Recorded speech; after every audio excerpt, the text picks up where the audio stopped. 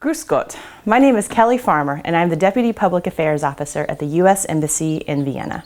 Today, I want to tell you about my home state of Kansas. Kansas is probably best known from the book and movie The Wizard of Oz from the 1930s. In the movie, the heroine, Dorothy, is a Kansas farm girl who is caught up in a tornado and somehow ends up in the land of Oz.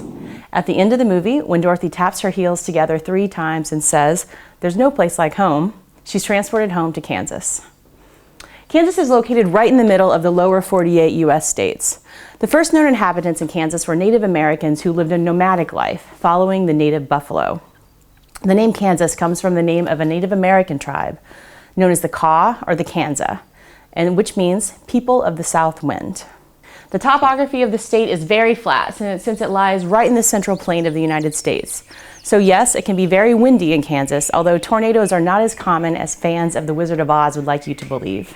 Kansas is on the route of migration trails used by early settlers. In the early 1800s, President Jefferson sent a team led by 2 men, Lewis and Clark, to explore the previously unknown western part of the United States. The reports that they sent back encouraged millions of Americans to pack up and move west on the wagon trains. Kansas was at the crossroad of several trails that the settlers used: the Santa Fe Trail, the Oregon Trail, and the California Trail from the 1840s. The California Trail was put into use after gold was discovered in California, and people moved west, hoping to strike it rich. Many towns in Kansas became boom towns as a result of the wagon trains moving through and the growing trade in cattle. The most famous of these towns was Dodge City, which for a time had the largest cattle market in the world.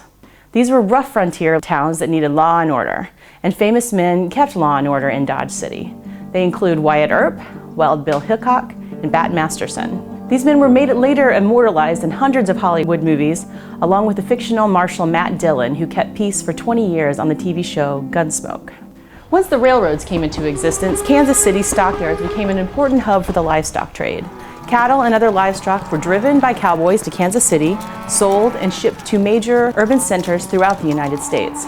Today, the legacy of the cattle trade is Kansas City-style barbecue, which is made by smoking meat over wood and covering it with a spicy sauce made of molasses and tomato. Today, although a majority of people live in a few major urban centers, Topeka, Wichita, and Kansas City, the state still has a rural and farming culture, and the economy is based on cattle, wheat, corn, and soybeans. Kansas also has a significant manufacturing industry in areas such as aviation. There are a lot of famous Kansans, the most famous of whom is Dwight David Eisenhower, the 34th President of the United States and the Allied commander in World War II. Other famous Kansans are Amelia Earhart, the first woman to fly solo across the Atlantic Ocean, Langston Hughes, the leader of the Harlem Renaissance artistic movement, musicians Charlie Parker, Melissa Etheridge, and Martina McBride, and actors Buster Keaton, Dennis Hopper, and Annette Bening. When you visit Kansas today, you can still visit Dodge City and learn firsthand what it was like to live in the Old West. You might also want to hire a guide and learn to hunt deer, geese, or turkey. You should also not miss the Tallgrass Prairie National Preserve, an 11,000-acre farm or cattle ranch that is preserving the prairie ecosystem that the Native Americans and the buffalo once knew. And if you're lucky, you can watch my team, the Kansas Jayhawks, play basketball. So, we hope to see you one of these days in Kansas.